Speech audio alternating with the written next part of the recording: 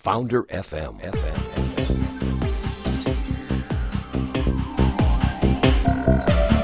You're listening to Founder FM with your host, Graham Brown.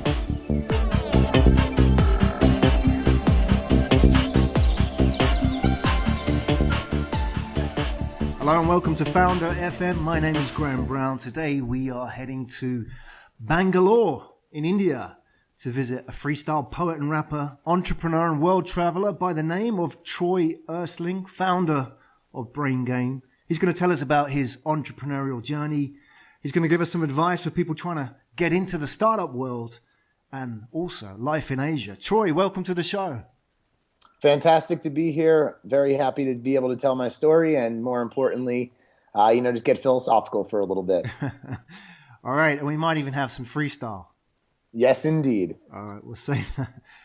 Well, listen, Troy, you've got a really interesting story and I'm just going to shoot off some of the places that you've lived in no particular order. And I want to sort of understand the pattern here. Arizona, Buenos Aires, Seoul, Bangalore. Now, what's going on there? Those aren't particularly related in any way, form whatsoever. What's the story? Yeah, I'll start it off with one of my best friend's favorite quotes, and he always says, seemingly disconnected yet somehow intertwined. And when I look back on my story, that's definitely the way that I look at things. So I've always wanted to live and work internationally, and more importantly, originally, just get out of New Jersey. So that's when I went to go study in Arizona. While in Arizona, I had the privilege of studying Spanish, which was realistically what led me to go to Buenos Aires. A friend of mine said to me, if I'm going to study abroad, I want to put my Spanish skills to use. And I completely agreed with him. And he went to Chile, and I went to Buenos Aires. And Buenos Aires, in a lot of ways, was the starting point for many of the decisions that I eventually made and what eventually led me to Bangalore. So Buenos Aires, while I was there, it was just a fantastic experience. I loved it. I partied my ass off. I had a great time there. But I met a lot of the closest friends that I have in my life and I still keep in contact with to this day. Now, while I was there, I had the opportunity to meet a lot of people who were teaching English as a foreign language and earning a decent salary there. They weren't making a ton of money, but they were breaking even while they got to live in Buenos Aires. And at that time, I still wanted to explore an international career, but didn't really know the best way to do it. I knew that it was something that I was interested in, but didn't have an actionable way of actually making that happen. So when I went back to Arizona after I finished studying abroad, I decided that I wanted to teach English and I was going to get my TEFL certification. For those of you who don't know, TEFL is teaching English as a foreign language, sometimes also TESOL, which is teaching English as a second language, and took the course and started researching opportunities to teach English abroad. Quickly found out that South Korea is a very good deal in the sense that they provide you with free airfare, round trip. They provide you with housing, medical insurance. They give you a good salary. So it seemed like it was the most stable option. I was also evaluating at the time Rio de Janeiro, Brazil, where a good friend of mine is living currently and was living at that time. But in Rio, you essentially had to land on the ground and find yourself a job, which was something that fresh out of school, my parents were not entirely comfortable with. Or I also had an opportunity in Thailand, and Thailand just didn't have as much of the support. They didn't offer medical insurance or housing or anything like that. So it was just a basic salary where I would be able to cover my cost of living, but not really be able to save any money. So South Korea just seemed a little bit more stable. And similarly, the guy who I studied abroad with, when he went to Chile and I went to Buenos Aires, he also decided to teach English in South Korea. So he decided to live on the outskirts of Seoul, and I wanted to be in the heart of the city. So he got a job a little bit outside of the city, and then I got a job actually in Gangnam. Everybody knows Gangnam Style. So it was really interesting that song also came out when I was living there. So I did that for about a year. I was teaching 7-year-olds English. I had no previous teaching experience, and it was a phenomenal experience. I was also their music teacher, so I got to teach them everything from Bob Marley, Michael Jackson. If you got a bunch of 7-year-olds singing "Don't Worry, Be Happy," "Three Little Birds," that type of stuff. It's a fantastic experience, and taught them eventually a choreographed dance routine to "I Believe I Can Fly," which got the parents crying at the end of the year. Awesome. So that was a really good experience. But I knew that I didn't want to be a teacher long term. I met a lot of people in Korea who were more travel oriented than they were career focused. And they wanted to just more so continue to travel and live a good lifestyle more so than really pushing the boundaries and limits of their career. Didn't meet as many entrepreneurial minded people. And I met a lot of people who were just there for a long time. And that's not something that really resonated with me. I respect the people who do that a lot. I know a lot of people who are still there, immerse themselves in the culture entirely, learn the languages, are now married to Korean girls. So I respect that, but I knew at the time that that's not really what I was looking for, and I really wanted to push myself a lot more. So started looking for new opportunities, and a friend of mine who I met while I was in Buenos Aires, I reached out to him on Facebook and said, "Hey man, what have you been up to?" At the time I thought he was in Spain teaching English, and I said, "Are you still in Spain teaching English? What are you up to?" And he said, "No, actually, I'm in Bangalore, India. I'm working on something called Startup Festival. I'm on a program that's a fellowship in social entrepreneurship, and I'm having a great time here." And we just kind of left it at that. I looked up the program, and they had the applications open, so I decided to apply for it. I got in. I got placed in Bangalore, and my buddy, who also was previously there, applied for the position of field coordinator, which was basically the person who organizes all the events, takes care of all the people who come there, that sort of thing. And he got that job also in Bangalore. So when I finished up my contract in Korea, I moved back to the US for probably about a month, maybe two, and then immediately shifted right back over to Bangalore, India. And that was my first experience in India. Knew absolutely nothing about it. And it was just beautiful in every way, shape, and form. Something that is very hard to explain, but the vibes and the energy of India is something that I felt kind of clicked with me very early on. And amidst a lot of the inevitable frustrations and overwhelming sight, sounds, and smells that you first take in when you first come, I felt oddly calm, and I felt like this was the right place for me to be. And on top of that, I had some really good work opportunities, which led me to working with one organization that was focused on entrepreneurship education. And I conducted research on startups and entrepreneurship throughout Southeast Asia. And then I was fortunate to be introduced to the two founders of a company called Zoomcar, which was just getting started. They had $1 million in funding. Two founders who were from the States, went to Harvard and UPenn, and were very well educated, very driven guys who I personally looked up to a lot and wanted to learn from. And they gave me an internship. After 3 months of the internship, they allowed me to, they hired me on board full time. I worked with them for about a year. And then after that point, people just kept asking me, how do you keep working abroad? How do you find international work opportunities? I look online. A lot of what I see is teaching English and volunteer work. You're working with a startup company doing digital marketing. Can you find me something similar? Right. And that's really what prompted me to quit my job and start BrainGain. And about 18 months later, now here we are with 25 people in Bangalore. It's an amazing story. We'll dig more into the BrainGain part of it in a minute. Let's go back to that 18 months ago when you actually strike out on your own. That must have been a pretty scary experience. You are in a foreign country. You have never run your own business before on such a large scale or with such ambition. And then you decide to leave a job and start your own company in India. Is that how it worked out? What sort of thought processes were going through your mind at the time? Yeah, more or less. When I decided to leave Zoomcar, I didn't have a clear idea that this is exactly what I was going to be starting. I knew that I wanted to help people find ways to work internationally, but I didn't really know how I was going to piece those pieces of the puzzle together.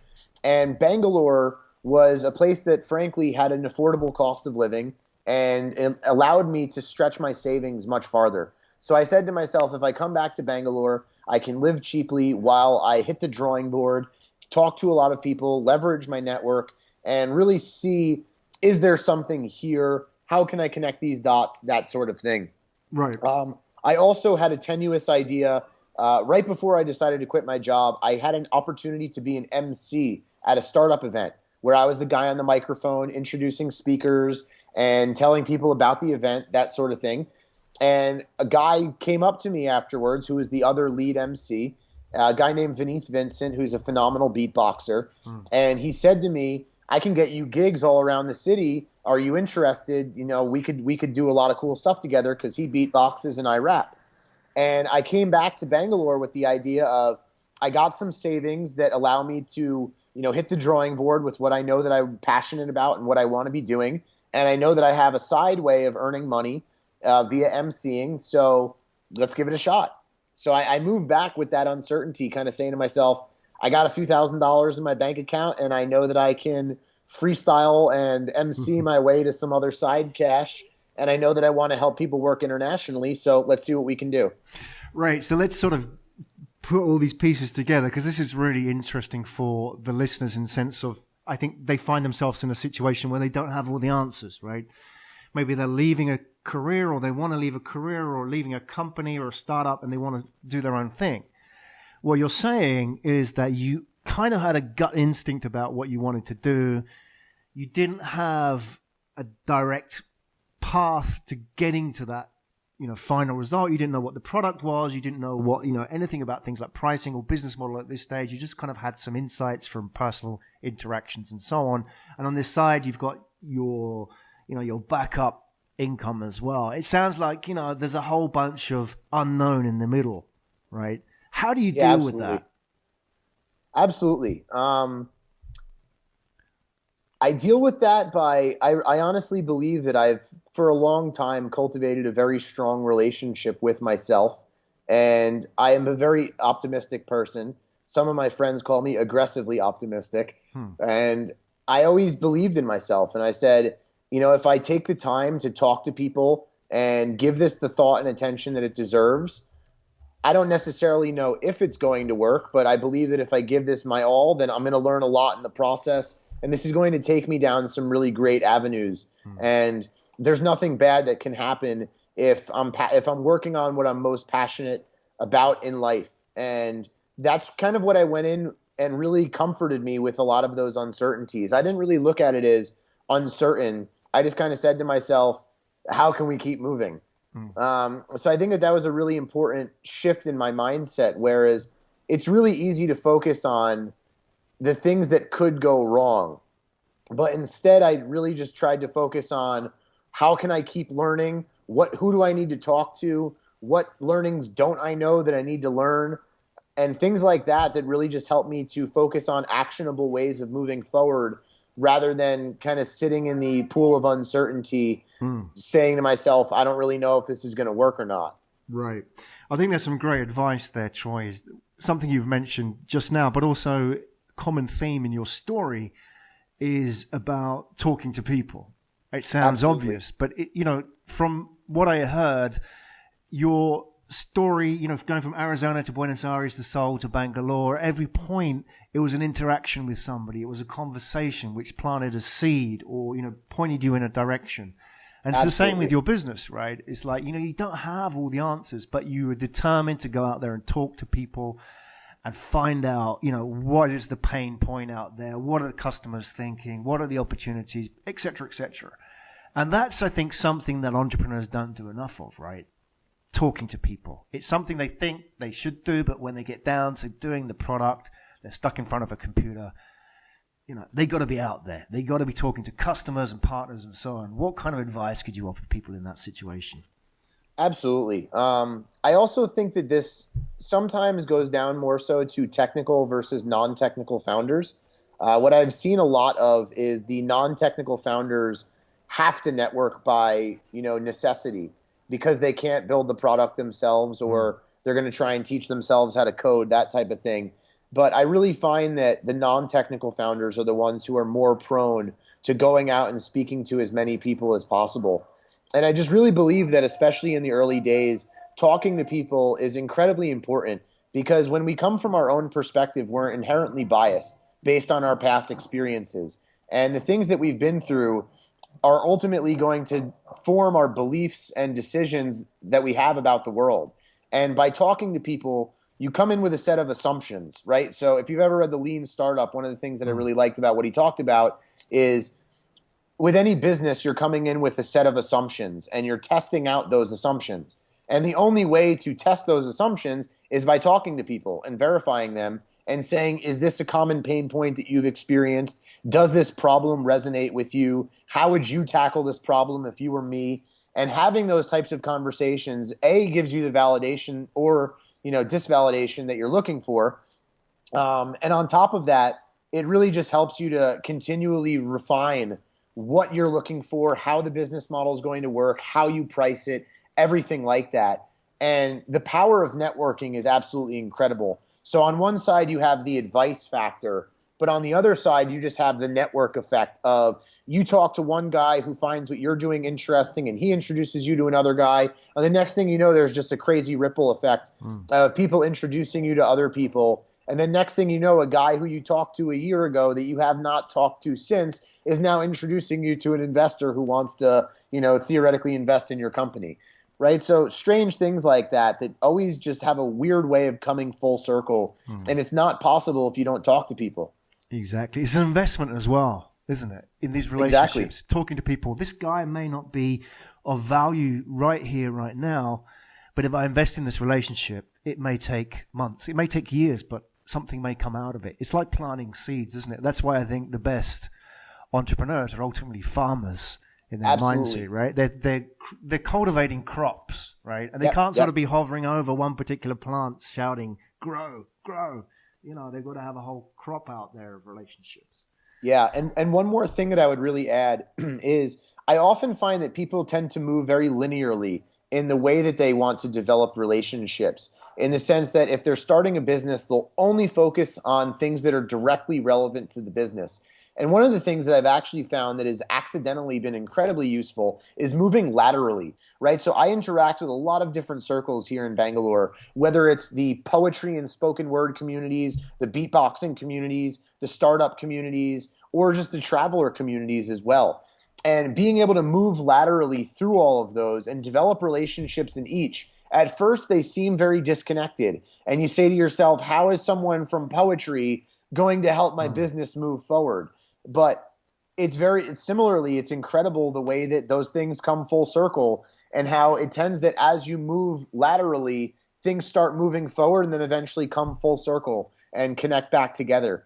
And I really encourage people to not just move in the linear manner, but also find these unrelated communities that you're just passionate about and network in as many different circles as humanly possible, which is also simultaneously exhausting. So I will give that disclaimer, because being over-networked is definitely real, and the Rolodex of people in your head can kind of get out of control.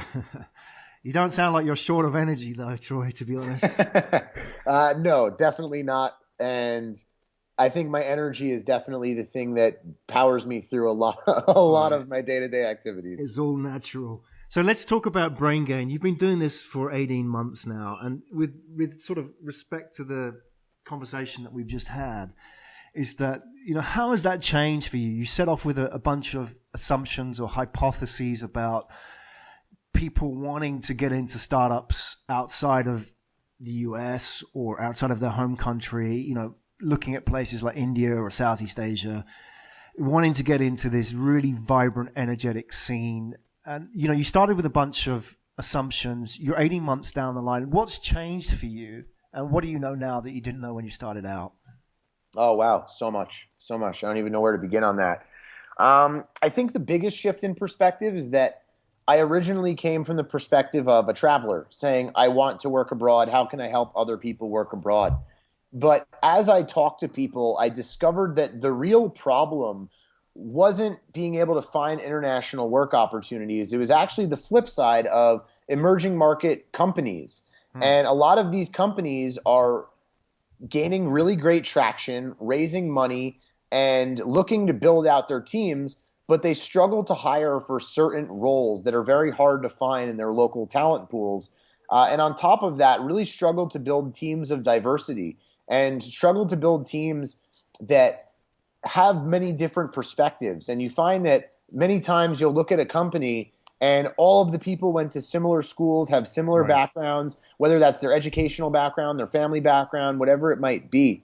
So I've actually become much more interested in that side of the problem, in really working with startup companies to understand what roles are they hiring for, why is this role hard to fill in your local market, what types of talent efficiencies do you see here, and then correlating that back to the people who want to travel, right? And then seeing how that matchmaking process unfolds And it's cool. We have an uncanny ability to be able to look at a candidate and be like, this person is going to be a good fit for this company now. And I think that that's been the coolest learning, is moving in that shift of perspective from a very candidate, I want to travel mindset to more so of the company mindset, and really understanding what their struggles are and being able to empathize with those struggles and also learn from them, because I'm going through similar things right now as I try and build out my company as well. And being able to go back to them for advice and help and see how they tackle these issues has been really, really valuable. I would say the second biggest learning has been tech, hands down. As a non-technical person, I got to about September of this last year, and it was myself and Matt, who's the head of our marketing, and he was the first person to join me on the team. And we handled everything manually for the first year. We used some basic Gmail plugins for, a CRM tool management system. And that's how we manage the candidate flow. But you realize that that's not scalable. And if you want to build out a scalable product, then you need tech.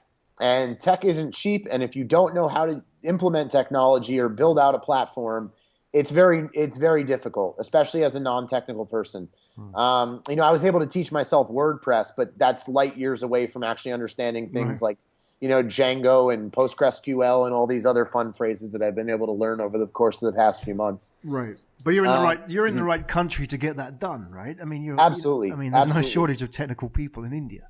Absolutely. And the guy who ended up joining us was one of my closest friends. His name is QJ, and I couldn't be happier to have him on board. And he's taught me an incredible amount about not just tech, but more so of like the product management side of things, of understanding things like sprints and issues, and if I want to take a product, how long is this going to take me? How much is it going to cost? How many sprints of development? At what price is this going to cost? And although I don't know how to code and I still don't understand code, I feel like I have a very good understanding of tech now from a holistic overview type of perspective. And I'm able to have questions like AngularJS versus React, when we're having these conversations right now that like 3 weeks ago, I didn't even know what the hell that was. You know enough. So how many guys are you at the moment? We're a team of 6 people currently. Right. So are you finding that your focus is changing? Because I'm interested in your answer from a personal perspective as well. I was in a situation where I grew a business from 2 co-founders to 35 people. And my role changed. I see my role as being similar kind of to what you do now. I was a non-technical guy, very much a communicator, very much going out there to the front line, ambassador stroke, the first face of the company, all that kind of thing, right? But as your team grows, you find that your time is being pulled in many directions, and you can end up. How are you managing that at the moment? Absolutely. The shift in responsibilities is constantly happening, and it's constantly evolving, and it's really taught me a lot about patience and adaptability, because in the beginning, you're handling everything, and you're involved in every single aspect of the business, whether it's marketing, talking to candidates on the phone, talking to companies to line up the new business, whatever it might be, HR, payroll, accounting, everything. So as I've been able to bring people on board that take on those different responsibilities, it helps me to focus on different areas of the business. And it's really forced me to become more of a manager, right? And I've never had to manage a team before. So that's been an incredible lesson for me in terms of how to be an effective leader and how to manage the people who I am working with, and how do I keep them inspired and motivated and on task and hitting our projections on a month-to-month basis. And I think that's been the most interesting shift in perspective of moving from more of the nitty-gritty day-to-day operations towards moving towards more of a managerial type of role, where I essentially have to be the one, fundraising, doing PR, talking to lawyers, a lot of the boring stuff that, I'm in meetings a lot now. So, I kind of enjoyed a lot more of that nitty-gritty hustle and transitioning to more of that managerial role, product management type of role has been a really interesting shift. And I absolutely love it, because it just continues to allow me to evolve and continue to learn and become a better version of myself. Isn't that interesting? I think that is the founder's challenge, isn't it? What you're talking about is that arc, that journey where they start off doing everything, and because it's them at the beginning, or maybe there's two guys in the beginning, that they know the business back to front. They know every aspect of the business. So bringing somebody in, there's a little bit of reticence to hand over stuff because, you can always do a better job than anybody else, that kind of thing. And then you've got this change where you're moving into a more of an organizational type role. You're talking about lawyers and stuff like that. And you're seeing it as a part of your evolution. Some founders would see that as a distraction, and they'd say they want to pull back. They would avoid that and say, right, I want to do what I'm here to do and stick with what I know. And maybe that's one reason why they never grow and their business stays at the same level and they miss opportunities, right? Absolutely. You're jumping in. You seem like a guy who takes on a challenge. You love to learn. And I think you make decisions pretty quick, right? You don't seem to hesitate. If something feels right, you're in. Definitely, to the point where I'm a little bit too intuition based, and I rely on my gut a bit too much. So that's another benefit of having a team now, because, like I said before, you're inherently biased sometimes. So having a team to kind of gut check you sometimes, be like, "Are you sure that that's the right way to do? Do we have data to support that decision?" Right. That type of stuff has been great. That is good because it's easy to get in a situation when you surround yourself with yes men, right? Yep. And you're in a situation where somebody can sort of, kindly slap you around the face and say, no, that's BS. Yeah, it's really important that you get that balance in your team and you have people that are able to call you out and be like, no, I do not agree. Here's why I don't agree. And be able to have what I like to call controlled confrontation. I think that a lot of people look at confrontation as a bad thing, but if you're able to do it with somebody who you have a very good communication style with and you're not taking these things personally and you're able to systematically and objectively go through the decision-making process and say, what do we need to do? And obviously you're not always going to agree, but being able to move past that and not let it affect your work and not take it personally, but having that balance of somebody who's able to call you out and have that opposite perspective is incredibly important and something that I am truly grateful for on my team. Agreed. Troy, I'm going to talk about something you wrote a while back. You wrote a post on LinkedIn about travel. And one of the points that I'd like to pick out from that, what I thought was really interesting, is this. You said that making mistakes leads to discoveries. So following on from our conversation about decision-making, making mistakes, are there any particular mistakes in general that you've made and you look back and said, well, that's turned out to be quite fortuitous, right? Are there mistakes is it just generally mistakes that you make that leads to this sort of ongoing evolution of yourself? Are there any sort of big things that have happened which at the time you thought were a screw up but worked out all right? Tell us a little bit about that, because I think people are quite paralyzed, aren't they, about making mistakes, especially if they come from the corporate world, right? Yeah, absolutely. You can't be afraid to make mistakes. I think that a lot of my biggest mistakes, I'm very fortunate to say that I don't think I've really made any huge lapses in error and judgment where I've made like a massive mistake in that regard, knock on wood. I think that a lot more of my mistakes are more so on a day-to-day kind of communicational or operational basis. Small things like one of the things that I like to become very aware of, especially recently, is the way that I react to certain things. And especially as the founder, and I'm a very energetic person, sometimes to the point of like volatility. I have a very strong reaction impulse. So if I see something that I don't like, it's very difficult for me. How do I say this? It's very difficult for me to be able to voice it in a way that's not like too blunt. I'm almost too in your face about something sometimes when I don't like something. And I think that a lot of my biggest mistakes have come from the communication side and controlling my reactions to things and being able to objectively look at my own reactions and learn from those reactions and say, if I'm presented with a similar situation again in the future, how can I react differently? And how can I handle this type of situation differently? And I think that those types of things happen at a very fast pace. And if you're not reflective and retrospective about the way that you handle your business on a day-to-day basis, it's very easy to overlook those things. Or more importantly, it's kind of easy to, I guess, just chalk it up to your natural way of doing things, right? Like, this is my natural tendency. and this is my nature. And I think that whenever we have that tendency or that attitude to say that this is my nature, that we don't want to change it and we're inflexible. And I think that that's the biggest mistake that you could ever make, is being inflexible. So being open to making those mistakes and observing how you mess up. And I mean, I make small mistakes all the time in terms of just everything from, if you look at a small one like new user acquisition versus nurturing the people who you already have in the pipeline. Sometimes you're very focused on your growth metrics and you want to be saying, I need X number of new users on the platform every month to show that we're growing at this number of percentages every month, right? And that's kind of the traditional startup mindset of I need my growth metrics in place. But then that also distracts you from your core business. And could I have been paying more attention to a lot of the people who have made it to the later stages of the pipeline? And should I have been nurturing them more? Those types of things that you can only really see in retrospect. And it's really important to reflect and catch those mistakes, because if you don't, then that could be the end of your business.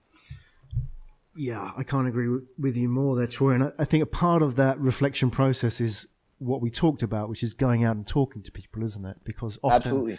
Talking to people gives you that sense of perspective and reflection. You're talking about growth metrics.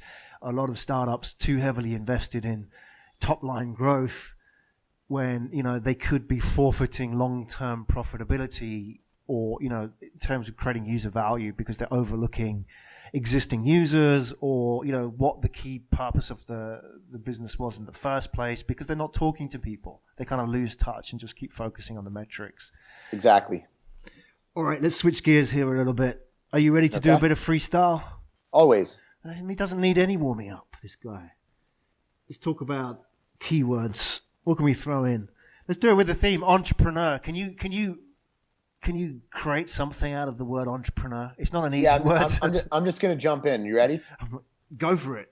All right, cool. The topic of this conversation is about entrepreneur. Before I came to this place, little known as Bangalore, I didn't really know, but yes, I was very sure of myself, my health, and of course, my well-being. Because the one thing that I wanted to do in my life was become my one true being. Because now I feel like I am seeing the world from a different perspective, maybe through a different lens. As I'm wearing my glasses on, I feel that I don't really need to pretend. I can just be myself and I can just create what I really need to, because this is, at the end of the day, what I truly and passionately want to do. Troy Erstling, everybody. Freelance, beatbox, extraordinary. I feel we're in the presence of a genius, Troy. No, please don't give me that type of credit. I don't feel that I deserve that. That I've got to say to everybody listening, that was not rehearsed. You didn't even know I was going to give you the word entrepreneur. No, definitely not. It's never rehearsed. I could not even tell you what I just said, other than entrepreneur Bangalore. I kind of blacked out after that. Were you in the zone? That one felt good. I'm excited to hear that one back, but that felt good. Oh, wow. So when you're doing that, are you sort of in that moment, that flow, as people say, where you're sort of not thinking logically and it's just sort of coming out, you're in a different way? Absolutely. I don't know. Like I said, I don't know what I say.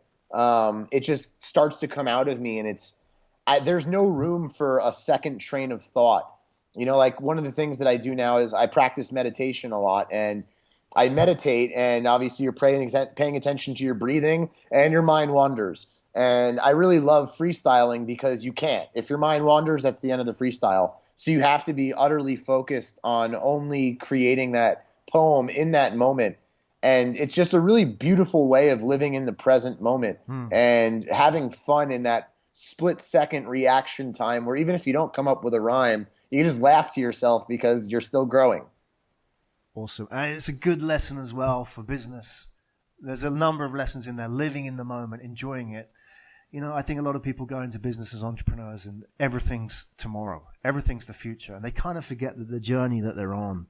They can't enjoy themselves. They can't celebrate the successes. Something good happens, celebrate, take time out, celebrate with the team, go somewhere.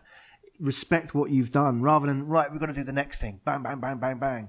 I think people get caught up in that busy of business. There's no harm with being busy. Sorry, there's no problem with being busy in business. But I think the problem is when you can't stop and enjoy what you're doing, you kind of forget why you started this thing in the first place, right?